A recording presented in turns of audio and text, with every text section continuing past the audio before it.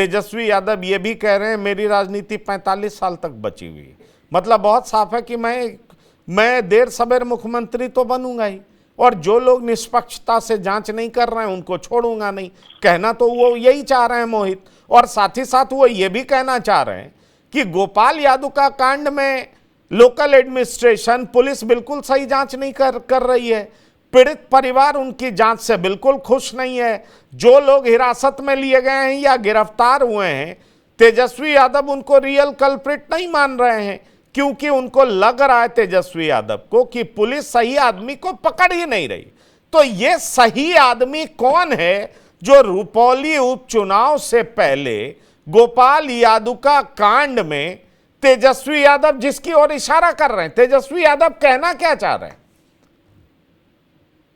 देखिए, यहाँ तेजस्वी यादव के बातों का दो मायने निकाला जाए। एक कि जो बाय इलेक्शन होता है, जहां भी होता है, एक तरह से मान के चलिए जो सत्ताधारी दल होते हैं उनके पक्ष में ही परिणाम आता है। यानी कि एक तरह से वो अधिकारी को भी कह रहे हैं कि आप निष्पक्ष रूप से ये चुनाव को करवाइए, क्योंकि उन्हें भी कहीं ना कहीं डर है कि सत्ता का उपयोग करके कहीं बीमा भारती को हरा न दिया जाए। एक ये इस तरफ इशारा है, अधिकारियों को उन्होंने चेताया है कि अभी उनका उम्र जो है 35 साल ही है, अभी 45 साल और राजनीति करना है, सत्ता आएगी और जाएगी, फिर वो सरकार में कभी न कभी आएंगे।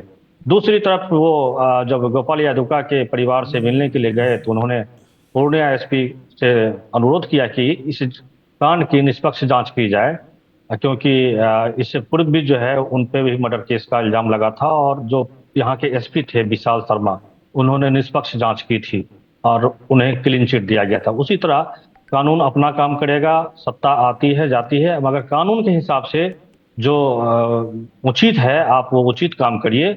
एक तरह से एसपी को भी संदेश देने का काम किया है कि सत्ता आएगी जाएगी, वे यानी कि वे कभी न कभी आएंगे। अगर वो आएंगे, अगर निष्पक्ष जांच नहीं हुई तो हो सकता है कुछ न कुछ हो। जिस तरह की एक इशारा भी किया उन्होंने कि जब विशाल शर्मा जो पूर्णिया के एसपी थे और एक शक्ति मलिक मर्डर केस में नाम आया था तेजस्वी यादव का, तो उन्होंने निष्पक्ष जांच करके तेजस्वी यादव को बाइज्जत बरी किया था। मगर उनके बाद से जो विशाल शर्मा है उनको सेंटरिंग पोस्ट पर डाल दिया गया, ये कहना था तेजस्वी यादव का। और जो विशाल शर्मा जो एसपी हैं वो अभी पटना में पोस्टेड है, और वो एक तरह से मान के चलिए कि सेंटरिंग पोस्ट में है। 2013 के बैच के आईपीएस थे और वो पुलिस महानिरीक्षक कल्याण में अभी पदस्थापित है पटना में।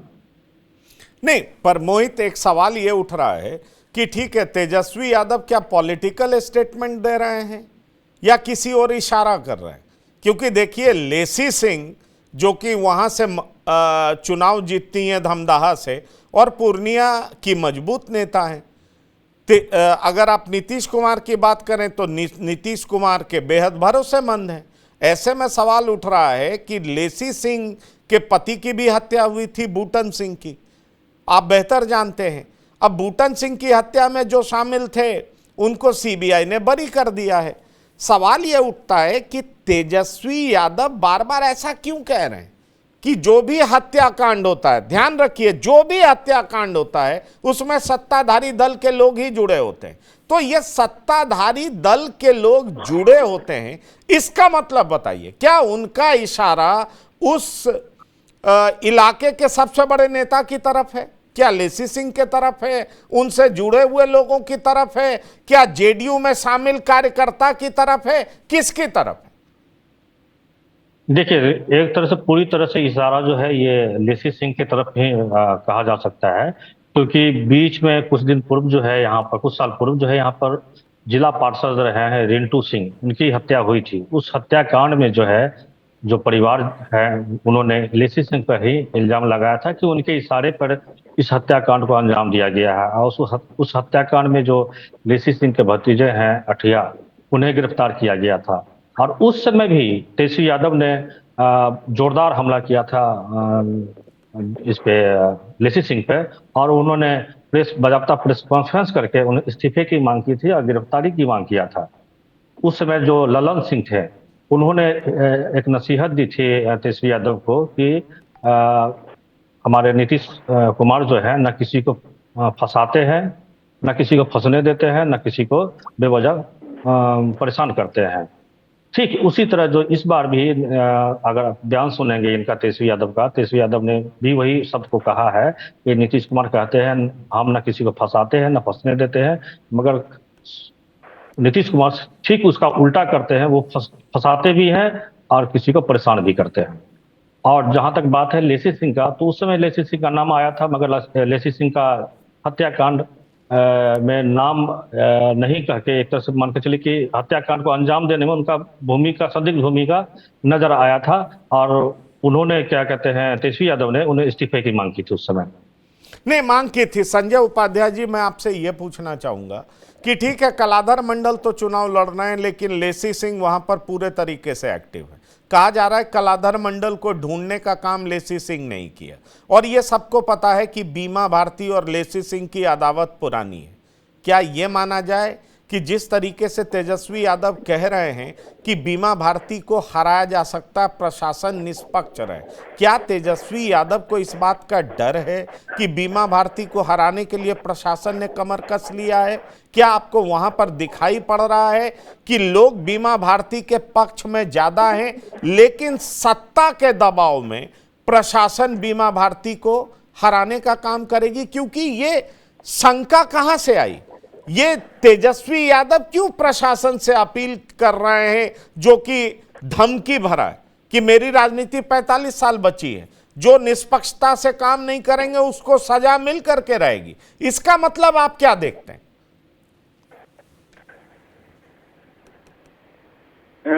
देखा जाए ये बड़ा हास्यास्पद बयान लगता है, क्योंकि राजद के टाइम में तो कई हत्याएं हुई, अपराध हुए।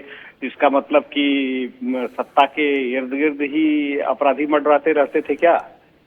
ये बड़ा हास्यास्पद सा लग रहा है, और मुझे नहीं लग रहा है कि इसमें कहीं सत्ता संरक्षित अपराध की बू आ रही है।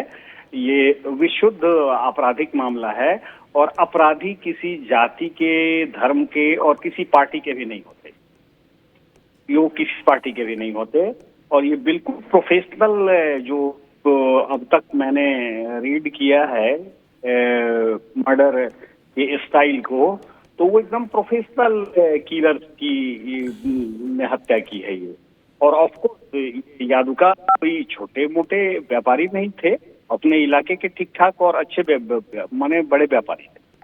तो अब इसमें व्यापारिक प्रतिद्वंदिता तो कहीं नहीं दिख रही है, जमीन की बात भी की जा रही है, कुछ और भी बात की जा रही है। ये विशुद्ध मामला अनुसंधान का है, और ऐसा लग रहा है तेजस्वी यादव जी को कि प्रशासन कहीं मदद करेगा ये कलाधर मंडल को। तो ये आशंका मुझे नहीं लगता है कि बहुत इस आशंका में दम है, क्योंकि सीन यह काफी बदल चुका है। दृश्य, चुनावी तस्वीर काफी बदली हुई है।